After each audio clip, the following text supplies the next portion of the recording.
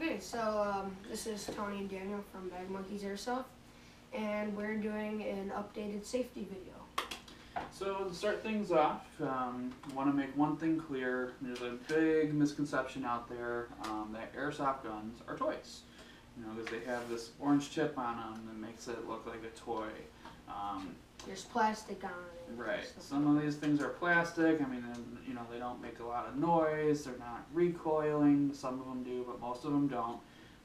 So they get that common misconception that these things are toys. But what they don't know is that they can take out an eye, and they can do a lot of damage. Yeah, these are not toys. They shoot a projectile, which means something comes out of this that can seriously injure and potentially kill somebody. So these are not to be played around with. They're not to be taken lightly. You know, you got to be serious with these. So without any further ado, we're gonna hop right into it. And start out here. So I treat airsoft guns like I treat a regular gun, and there's 4 rules that I follow with a regular gun. Number 1, you treat every single gun like it's loaded. Whether you know it's loaded, whether you know for a fact it's unloaded, you still treat it like it's loaded. Number 2 is I never point this gun at anything I'm not willing to shoot. Right now I've got it pointed in a safe direction. If it did for some reason discharge and went through the barrel sock, which we'll get into that later, it would still be in a safe direction. So I wouldn't be worried about where it's going. You know, never point it up, straight up and down, because whatever goes up, it's got to come back down, and it will hurt. Third rule with that is I keep my finger off of the trigger until I'm ready to shoot. So at no point in time is my finger just resting casually on the trigger. It shouldn't be that. You'll see a lot of new players doing that, like holding their guns with their like this. Yeah. This is not good.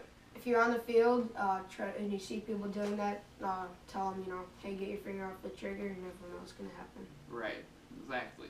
And these things tend to be even more sensitive than a real gun. You know, we've both shot real guns before. These can actually be a little bit more dangerous than real guns with that respect. So you always want to keep your finger completely away from the trigger. With that being said, you also want to be mindful of your gear. I've had this happen a couple times. I'll have my gun like this, and there'll be like a piece of gear sticking out, and boom, it'll trip the trigger, and it'll shoot, and I'm like, whoa, what just happened? And my finger wasn't anywhere near it. So something to keep that in mind with that. And then the 4th rule of firearm safety is to know your target and what is beyond, so the surroundings of your target. If you're shooting at a range or whatnot, the chrono range, and you know that your BBs are going way out past the range, you know, is that range really safe? Is there stuff beyond it that could be things you don't want to shoot at, like people's cars, or are there people standing on the other side of that range and they don't have goggles on, or do you know that the netting on the range is going to keep those BBs in there? Because sometimes they know that netting fades away over time and BBs will go through.